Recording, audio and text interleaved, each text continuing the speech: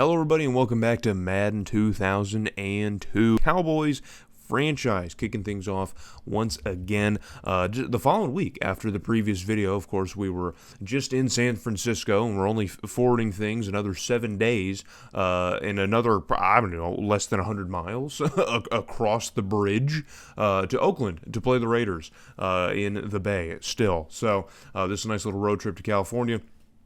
Is going to end with a game in one of the worst stadiums in all of professional sports. Even by this point, it had to be, right? Considering all the dual uses that are still being used in the NFL, like the Chargers still playing in Qualcomm, and in this game specifically, the Eagles still playing in the Vet. Like, is the Coliseum still like the worst stadium in football and baseball combined, like between the both of them?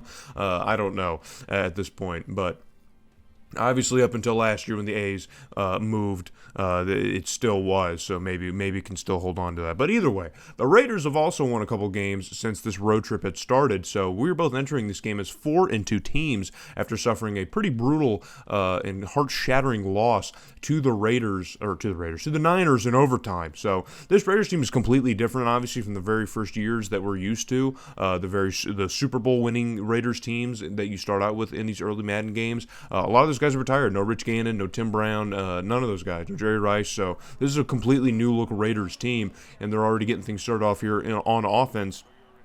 And it's going to be a handoff to their young running back, Eric Haley, who's going to get completely gobbled up by Lionel Mays, the strong safety, getting in the backfield quickly. So good play by him. So on 2nd and 12 now, the Raiders going to try something else here. Got to go through the air most likely. Marcus Johnson is a heat-seeking missile, and he finds his way all the way to Reginald Beck, the Raiders' younger quarterback here. I think he's a 3 or 4 year veteran now with the Raiders. He's not very good, though. The Raiders have like 5 quarterbacks on their depth chart, all in the 60s overall-wise. But Marcus Johnson, it doesn't matter. He's going to find his way to the quarterback on the second straight play. So back-to-back plays with sacks for Marcus Johnson, earning that payday he got this offseason. You love to see it. So we now have an opportunity on offense thanks to a pretty bad punt from the Raiders. And already we're getting things moving as Terry Glenn gets a nice reception to get us in Raider territory. So on short yardage, we're going to hand off to Roland Rich. And he's breaking tackles and getting into open space. But there is a flag on the field. And Otis Cameron, the second-year pro tight end, our top pick from a year ago, he gets a little bit too much black jersey in his glove, and so that is going to torpedo that drive a little bit here and bring us to a 3rd and 11, wipe away that big play from Roland Rich.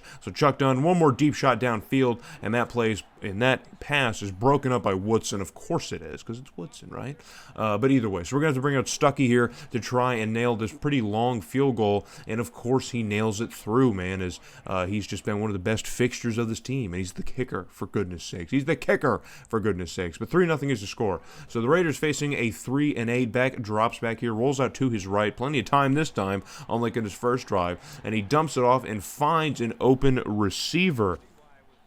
And I'm not sure which one that is. I have their names written down. It might be George Malone, possibly. Maybe. They have a completely rebuilt receiving corps, so just like the quarterback room, it's funny. But so Beck is going to take a shot towards the end zone, and he cannot connect with the receiver over there. There's a whole mess of Raider and Cowboys over there.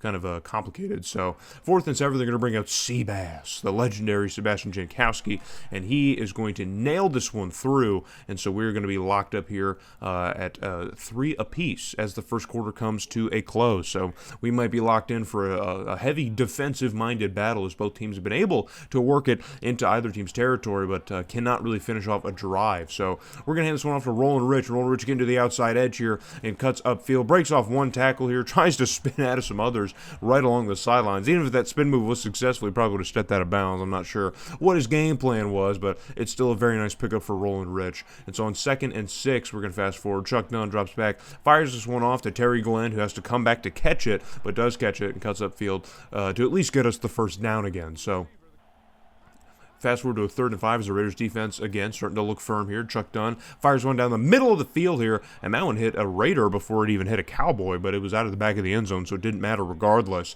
So that is going to be another failed 3rd down conversion as we're going to have to rely on Stuckey's leg once again here in the middle of the second quarter. This one significantly closer for Stuckey. We definitely made his job a little bit easier as he nails this. Is 30 yards a chip shot? I'd still consider that kind of a chip shot, right?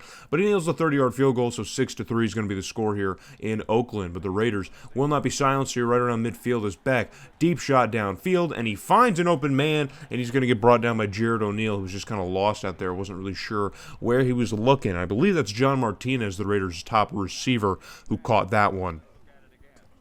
But yeah, they got a whole new roster of no names and no faces on quarterback, running back, receiver, you name it. When I was flipping through this roster, they just got a whole bunch of randos there now. This Raiders team is completely different than what you might be used to. So inside the 30 now, they're going to hand off to Haley, that running back, the aforementioned running back, who shakes off Dre Bly, cuts the field to get a little bit more here, and Lionel Mays eventually pushes him out of bounds here, or just chases him out of bounds, rather, and so it's a huge first down. But on 3rd and 9 here, the Raiders struggling to cap off another drive, and he lasers Martinez across the middle, but for some reason can't get his hands around the football, and that one's going to fall to the grass. So it's another 4th and 9, or another 4th down, that Seabass is going to have to turn into points for the Raiders here deep in the red zone. So this one is a chip shot for Janikowski, and 6-6 is going to be your score here late in the first half. So with a minute left to work here, the Raiders have another shot to get some points before the half is over, but Beck is going to find Dre Bly for another interception, and Dre Bly has this one going the other way, but Eric Haley, the running back, able to chase down Dre Bly off of the interception. And so Bly really just kind of positioned himself in that shallow zone, and Beck, I guess, just never really saw him there, just thought maybe he might move or bite on one of the routes. But that zone, baby, you got to be able to read that defense, buddy.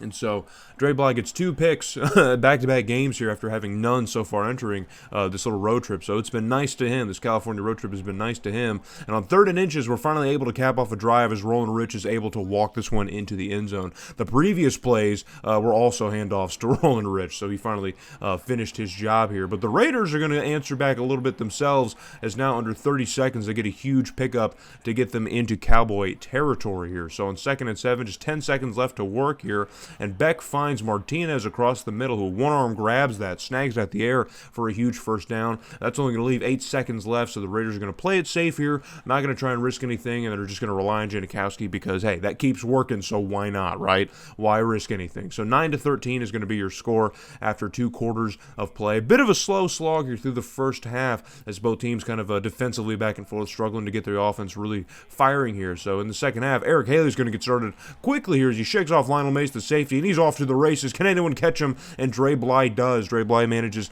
to catch up to Haley to bring him down, and Haley just continues to feast away at this defense slowly but surely.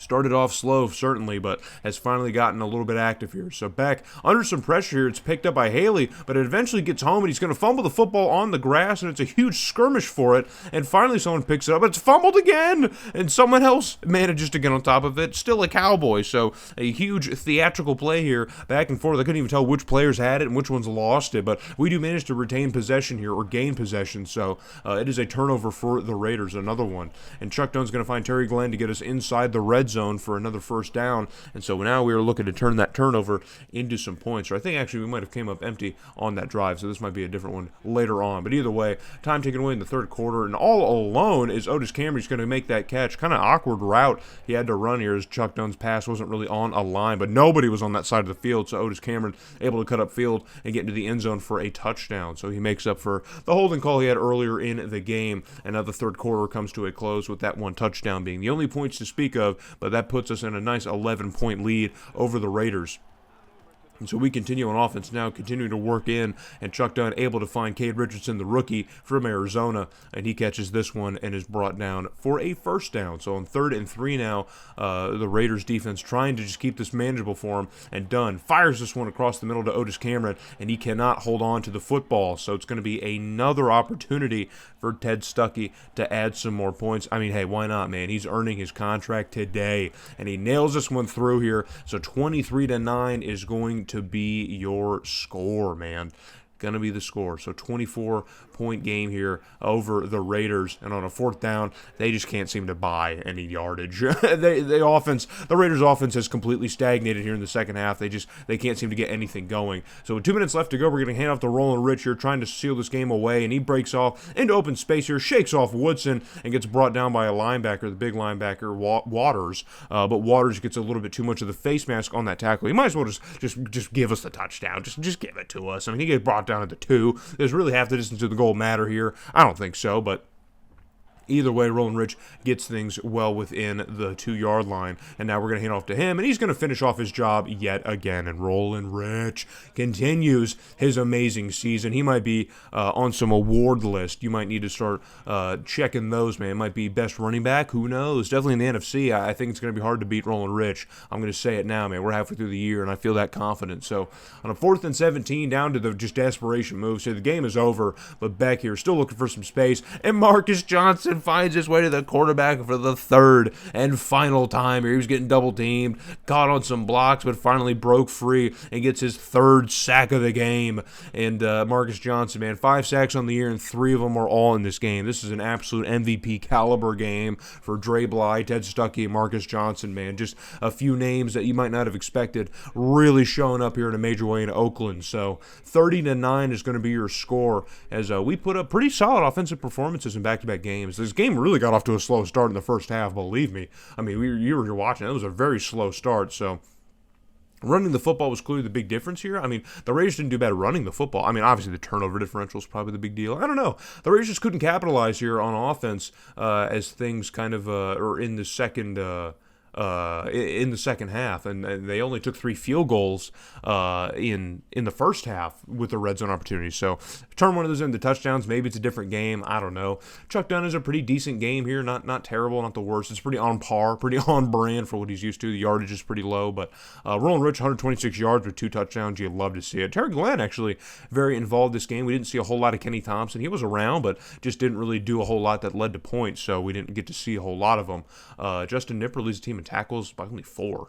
Not great. But yeah, Marcus Johnson's 3-sack day is going to be spoken for at least weeks to come. Maybe not years, but weeks to come. So we come back to the Hub World. We lose a close game to the Bears, who are having a good season, but we do pick up a big division win over the Giants before we would lose that road game to the Cardinals. A winnable game here, but they're 5-5. They're not a terrible team. So we come into this game against the Eagles 6-4. And as you can see, I think the Skins are also 6-4, so we now have a pretty heated 3-way tie for the division for the NFC East, and things might get really heated up here in the second half, and that's going to all get started in the next video when we take on the Eagles at home. And this is going to be a pretty crucial game that we need to win, so hope to see you guys there when we take on the Eagles.